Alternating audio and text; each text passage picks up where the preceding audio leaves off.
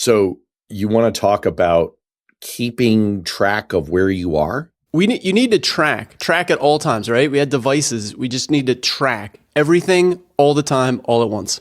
Hey, just remember, wherever you go, there you are. Hey, it's Matt Robeson, and this is 5 Minute Finance. And that was the very well-informed and highly trackable voice of Mike Morton, our resident financial expert, a certified financial planner. And this is the show where we boil things down to practical steps you can actually get done to feel great about your money and your life and lighten your load. Life is busy. We got you. And apparently so do all of the tracking programs that may or may not be affiliated with the federal government out there. Mike, you're into this. You want everyone to know where you are at all times. At all times. You know, Matt, with the intro there, I always get very worried on the word certified. When you say certified, I'm like, certifiables? Like, what is he about to say? The entire point of the intro is to make you worried, because we don't window inside the process here. We do not practice these things. These are cold opens. They're deliberate cold opens. You don't know what I'm about to say. They're very cold. And yeah, we don't practice anything. I think the listeners are used to it. That's right. But unlike the idea of totally extemporizing and not practicing anything, you actually want to suggest the opposite. You really do, in this show, want to talk about tracking. Yeah, this is tracking your net worth. And we've talked about this in the past because you should do this every year. I like it. It's a once a year activity, and it's a great time to track your net worth, to refresh and say, hey, how did last year go in terms of, the things I own, the things I owe, and just kind of, review all your accounts, one-time snapshot. And so that's what this episode is about. Well, okay. So, and break it down for me just a little bit further. What are people going to get in the episode? Okay. What's the overview? All right. We're going to say, what's the definition of net worth? What does that mean? What to include in your net worth? The hidden power of awareness. What can you do with these insights? And finally, action item, what to do today. So for anyone who's thinking like, wait, is this something that I should be keeping track of? What is it? What does it do for me? They're going to get the answers to all of that in the next, 15 minutes or so. Exactly. You're going to get all your answers. And after we've done that, boy, this sounds like one of those old-timey made-for-TV ads, like as seen on TV. Just wait, there's more. We've actually got a lot more. We keep larding on more things at the end. You'll want to hang on, because we've got our listener question. We've got our things worth knowing segment. We've got a new segment, a brand spanking new segment called Books I'm Reading. And finally, we will have the 3 body problem. No, wait. Our one thing segment is the 3 things a weekend rule. I don't even know what that means, but we're going to find out. All right. Is that enough to pack into an episode? Yeah, we'll try. Let's run through it, man. Let's do it. All right. Let's get to it. All right. So net worth, give me the definition. What are we talking about? Okay. Net worth, pretty simple. I rephrase this. Net worth sounds so boring, so I use it wealth. We'll just call it your wealth. So wealth, what is it? Definition of net worth or wealth is everything you own minus everything you owe. So that's the definition. And so you lose a lot of nuance. So it's going to be a single number, right? So it's the value, attach values to everything that you own, like your house and your bank accounts, and you could do your cars and your collectible art and whatever. You assign values to all that, and then everything you own, all your loans and all that stuff, your mortgage and your student loans, and all that. That's what you owe. And then you just subtract one from the other. And so a net worth is just a single number. Is there sort of like a limit to this? Because there's a lot of loose crap around my house. I'm not going to lie. Like, I don't think I have the time to value all of it. Yeah, that's right. So what to include? Yeah, just the major stuff. So I usually just include all of your accounts, because that's easy. They all have a value, right there on the page, what they're currently worth. And your home and real estate would be the things I would generally include. I don't include even cars. They're pretty valuable. They can be tens of thousands. Not once you drive them off the lot, they're not. Exactly. So I typically don't include cars, and that includes the car loan. Then hey, my car's worth about 40 grand, but I've got 17 I still owe on it. I generally don't include those things, or artwork. If you got some, some nice art that you've paid a lot of money for, unless it's really a collectible that you want to track, I just kind of stick to those main things, the accounts, and your real estate. What if I own an expressionist landscape painted by your brother-in-law? You should absolutely include that. I mean, this is a true story. I do own such a thing, and it is actually a delightful piece of art. But all right, maybe I don't know. Now I feel like I'm going to offend someone in your family if I don't include it because it's part of my wealth. Hey, newsflash. They don't listen to the podcast. Oh, really? Well, everyone should feel bad about that. I don't know. I guess it adds to my net worth. All right.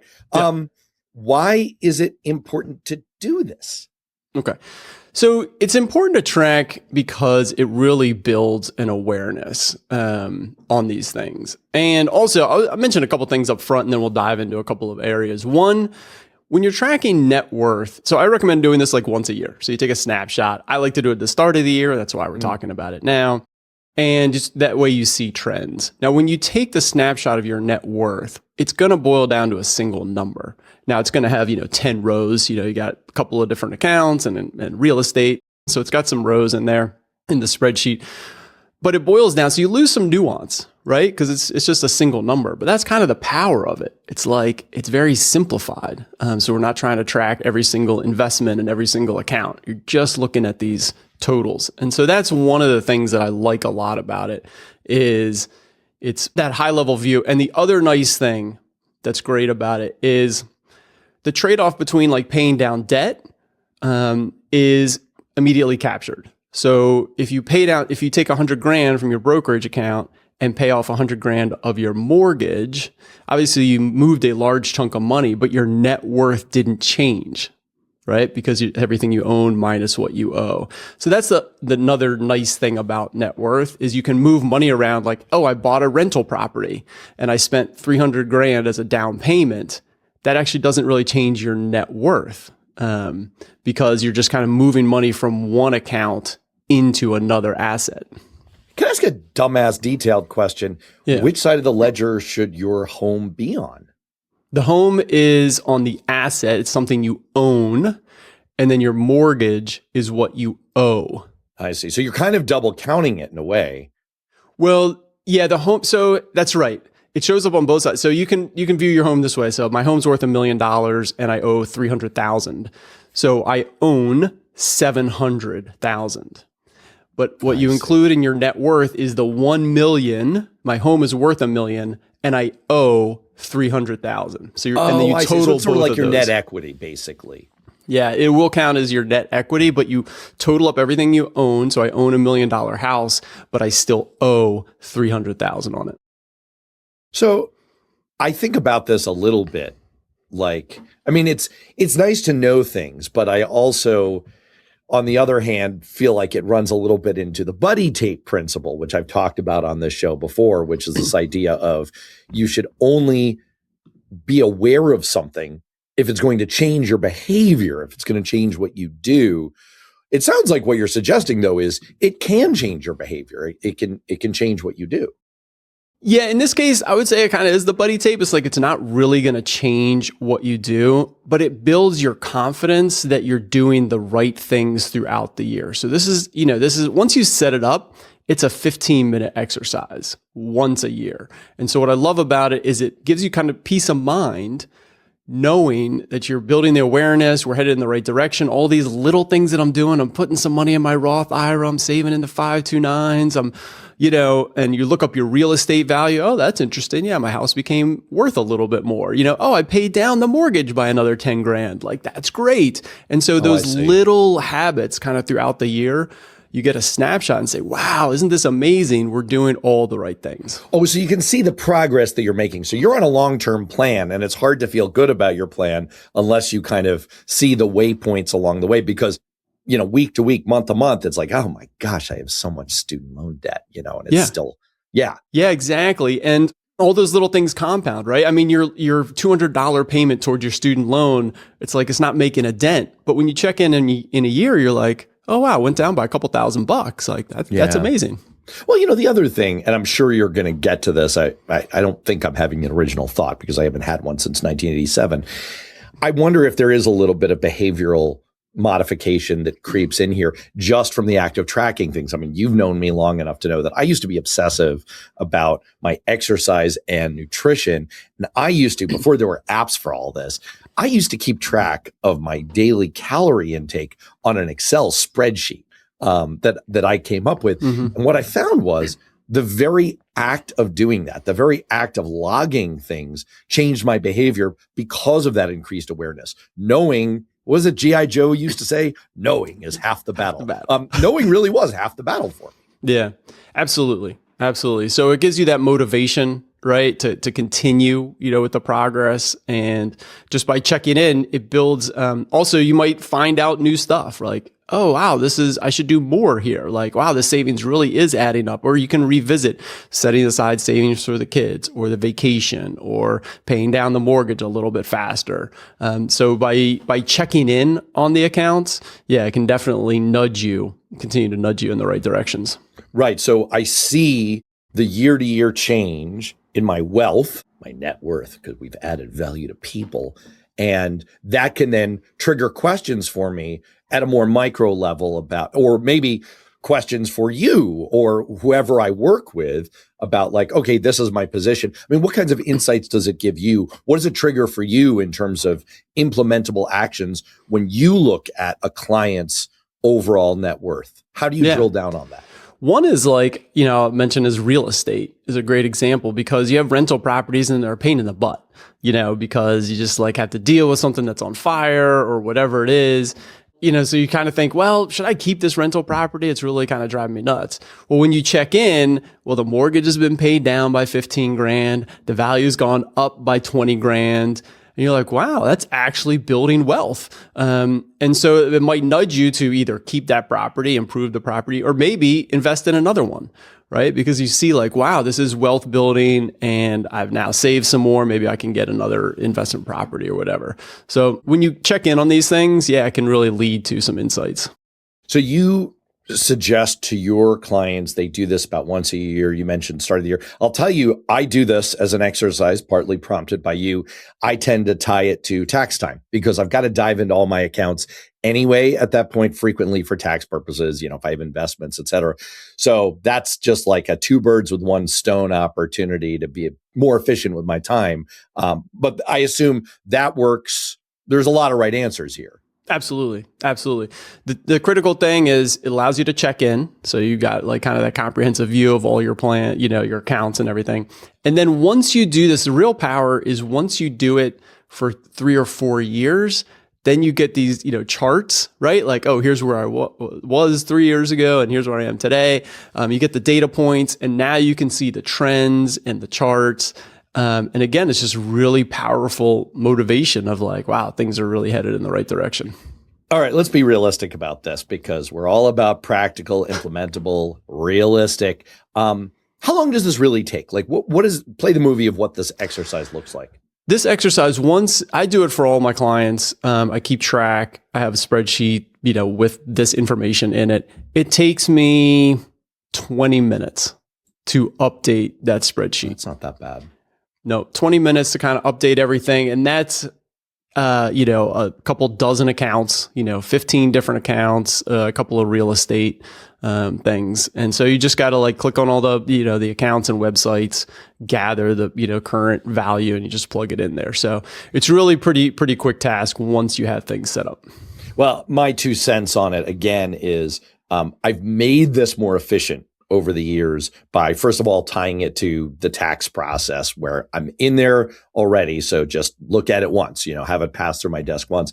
And of course, some of the other things you've advised over the years, like I've invested in a password manager. So, like I know where all the accounts, what they all are, and I'm able to quickly access them. So the whole thing is, I'd say on the margin, maybe the initial investment of time was 20 or 30 minutes, but on the margin now, I'd say I can rip through it in about 10. No, You're twice as fast as me. That doesn't surprise me. Well, that doesn't surprise me either. All right. So, give me the takeaway. Like what are people walking out of here doing here in like 5 minutes or so? Yeah, what I would do is just set a reminder in your calendar for when you're going to do this. Again, the first time it might take you an hour, like to just make the little spreadsheet or keep a piece of paper, kind of write it down. So just grab your calendar and say, yeah, I want to do this. Grab your calendar, say like this Saturday or Sunday, when are you going to sit down and pull it together, and then put the yearly reminder in there every year. All right. Anything else? That's it, man. Make it happen. All right. Well, with that, let's get on to our listener question. I will remind people up front that if you're a client of Mike's, just, slide into his DMs, send him a question anytime you want. I advise 3 a.m. That's always the hot time if you're seeing presidential ads, for example, like the 3 a.m. phone call. But for the rest of us, you can email at pod@mortonfa.com. And this week's question is, I have 2 teenagers, age 13 and 16. Should I open up bank accounts for their own money? Yeah, and I think we covered this, pretty recently, a couple of questions along this area around teenagers and interacting with money. To answer the question, I do highly encourage parents to have kids in charge of some of their own money so that they can learn how to manage their money, how to spend their money. Obviously, everything's online these days, so I do recommend, setting up online bank access, whatever that is, so that they can have a debit card or something and use that. So yeah, I am a fan of doing that. A couple of things I'll mention. I like the Fidelity Youth app. I love that for you can use it for investing, so then they can learn a little bit about investing with Fidelity. But also, it comes with a debit card, and so they can use it as their bank account as well. And then lastly, a pro tip is think about having your kids be authorized users on your credit card to help build their credit score. And we've mentioned that before, but that's a really great one. Yeah, we had a deeper dive on that in a somewhat recent episode. I thought it was an incredible hack, like a really, really good idea. Have I gotten to it yet? No, because like the rest of us, our to-do lists are very freaking long. Yeah, Matt, that is a 5-minute task. They make it, all the credit card companies make it so easy to add kids. They want irrational young people with access to their credit card products? You're stunning me here. I know, shocking. So that is a 5-minute task, guys. And if it sounds like, wait, this is a shitty idea. Why would I do that? Go back in the feed, listen to the whole episode, because there's a great, great justification for this. This makes all the sense in the world. I had as much skepticism as some of you out there are probably feeling right now, but it is a great idea. Okay. So that wraps it up on teenagers. Other than that, kids are easy. Just keep them in your pocket, feed them an M&M once in a while, and they're good. That's all there is to it. All right. Anything else? That's it, man. That's good. All right. Let's get to our Worth Knowing segment. This is our relatively recent edition of a Worth Knowing segment. This is Mike's way of giving a little nod to my Substack, worthknowing.substack.com. Thanks, Mike. Very nice. It's much appreciated. And it's even scrolling now. If you're watching the live feed, video feed, look, scrolling tickers. We're integrating. We're so good. Cutting edge. We are cutting edge over here. Yeah, we've got a bottom scroll now. We know how to make ourselves appear on camera. We're amazing. Oh yeah, what's worth knowing? How to find joy in 2026. I ran across this article in the Wall Street Journal, and it was pretty cool. It's just little things that real people are doing to improve their life. A couple of them in the article was keeping a small journal of wins. But practicing gratitude can be like tricky. I mean, it's great. It's a great practice, but this one I thought was very practical, right? So each day, just think of like something that you did that was a real win. For you, or you helped somebody else, or something that brought you joy, or was made you feel great, and you just write it down. So then you're just like, it's paying dividends twice, right? You're doing the great thing, and then you're writing it down, saying like, oh yeah, that was a good win. So I thought that was a great little trick. But anyway, it was worth knowing some of these hacks. So we'll link up the whole article and check it out. You know what? It's terrific. This is terrific. This is really, really good. Because it's very tied into the whole conceit of this show, which is taking something amorphous and a little bit designed to make you feel like a shitheel, like practice gratitude. It's like, It implies that you're an ungrateful son of a you-know-what. And instead, it makes it very tangible and very specific. It's like, just write down a win every day. And what I really extra like about that is this is some of what I do when I coach kids sports is I really focus on visualization, not in like a namby-pamby hippie kind of way, but like, no, focus on doing something successfully, because there's a lot of research that shows that that's really reinforcing to the mental circuitry that goes into performing that task successfully. I really sneakily wonder if by writing down, here's a win, it almost primes you for more wins. Yeah, 100%. One of my favorite studies, Matt, of all time is the shooting free throws. Right. They had two groups of people. One practiced free throws for 15 minutes a day. The other group visualized making free throws for 15 minutes a day, just in their mind. And they measured before and after, and both groups had the same improvement. It's absolutely incredible. And it's not that visualization is easier. It's actually harder. I can actually get my kids and the kids I coach to do an actual physical practice more readily than I can get them to focus their brains long enough to visualize. But that says something, right? All right, we've got a new segment. I'm looking forward to it. This is it. The new segment, Books I'm Reading with Mike Morton. Mike, you're putting a lot of pressure on you and on me here because the plural implies that each time we record one of these, we're going to have a new book. It's this is a lot, man. You sure? Well, hold on a sec. This new segment is not going to be an every show. It might be once a month segment. It might be a come and go segment. Knowing me, it'll be like, see you in 2027, but okay. All right. So Matt, since this is a new segment, why don't you kick us off? What books are you reading? Well, I am currently, so first of all, mea culpa, I've stopped reading physical books. The efficient way for me to read books is on audiobook. But I rip through a lot of books on audiobook, in addition to pods and whatnot. So right now, with my kids, with my daughter, I'm rereading Dune.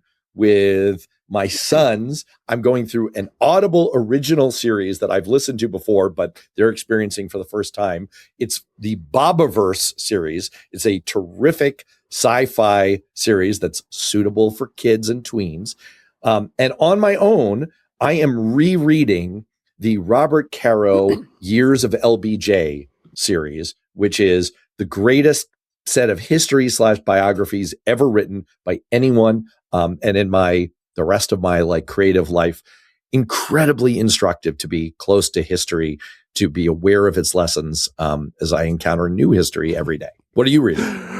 That's great. The reason I asked Matt that question is because we told you at the top of the show we don't prepare it, and he had no idea this was even a segment or what we were talking about. Well, so that's why I had to ask him. Then you don't know if I just made all that up. That's pretty good. All right. I'm reading this book, 10x is Easier Than 2x.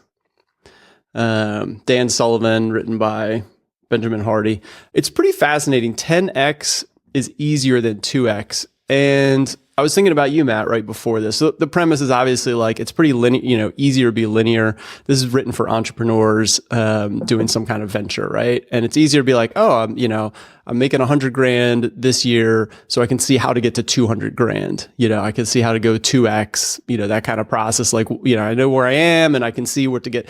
But if I ask you all right, you're making $100,000, how do you get to $1 million? That suddenly you have to think very differently. So here's a great example for you, Matt. I was thinking about you Substack. You have your Substack, you've got your subscribers. So it's great, I got 1,000 subscribers. I could see how to get to 2,000, right? Okay, I can, keep doing these techniques and whatever. But if I said, okay, you have 1,000 subscribers, how do you get to 10,000? That's just a different mental question. And so that's what the kind of book probe's about. And it's the reason it has easier in there is because once you shift, the idea is you're going to a landscape that less people are inhibiting. everybody knows how to just kind of double what they're doing, kind of do the linear process. But by thinking 10x, it's like you're moving on to something that's much bigger, and there's actually less competition. It's a different class of problem that fewer people are engaged in trying to solve. That's right. Yeah. So it's a fascinating book. It's a lot of it rubs me kind of the wrong way, to be honest. So I was like, I dove into it and then I kind of stopped. But as I read through it and as I was thinking more, a lot of it is really applicable in many different areas, especially for entrepreneurs. With that, finally, with all that ado, we are down to our one thing segment. All right, Mike, again, didn't practice this. Who wants to lead off this one thing? You do it. You were had it going, so hit it up. Well, this is what the kids out there call a life hack, but it's a clever idea. I really like this. I just came across this: the 3 things a weekend rule. Each weekend, you write down 3 and only 3 non-urgent things you'll accomplish: things to fix, things to schedule, things to clean, things to return, things to repair. And if you think about it, if you can pull this off, you'll get 150 non-urgent things done per year. And one of the biggest challenges out there is that 2x2 matrix of things that are urgent versus things that are important, right? And we always fill our cups with the things that are urgent, that are just like absolutely on fire. Of course, you don't want to fill a cup with something that's on fire, but you get my point. That is absolutely must be done at that instant. It's not necessarily the most important thing. The most important things get pushed further and further down the to-do list until they rise. Oh, nope, pushing it back down again. So the idea of this hack is, over the course of a weekend, just 3 implementable things. You will do them. You'll feel great. And at the end of the year, you will have advanced the ball so freaking far, you won't even believe it. All right. Hold a sec. I got 2 comments. One, I love the idea of this from the mental load standpoint and the wins we were talking about earlier. Like if you write down 3 things, then you feel like, cool, I have 3 things, I'm going to get them done. And then you get them done over Saturday and Sunday. And you're like, holy smokes, what a win. And also the mental load that you always have like 15 or 20 things to do. Right. And so he just, says, oh, these are the 3. And of course you will do more things. So I really like that. But here's my question. Are you going to actually get more things done by doing this? Or are you just going to feel better about the things that you have to do? I feel like both. You think both? I don't think you're going to get more things done. Yeah, I think you're going to visualize what you want to get done, and you're going to give yourself the mental credit for having accomplished it. We know what time it is. Speaking of what time it is, it's time for us to wrap this up. For Mike, I'm Matt. We will see you next time. Thanks, Matt. Thanks for joining us on 5 Minute Finance. If you like what you heard, please subscribe to and rate the podcast. It makes a huge difference for my show. You want more? Find Morton FA on Substack. If you have a comment or question, please email pod@mortonfa.com. Until next time, thanks for tuning in. This recording is for informational purposes only and should not be considered for investment advice. Opinions expressed are as of the date of recording. Such opinions are subject to change. I cannot guarantee the accuracy or completeness of the data presented here.